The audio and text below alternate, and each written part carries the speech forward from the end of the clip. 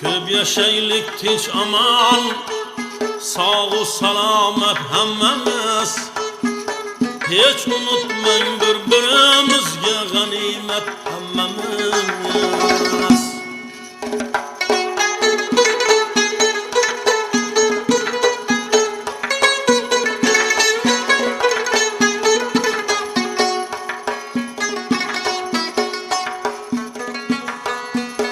Kökten bir minnet saçar, bizler üçün nurul kuyaş. Her nefes hizmet eder yayu hava toprağı taş.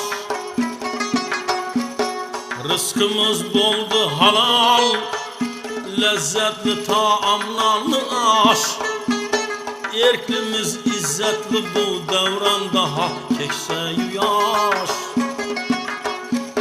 Devrimiz geç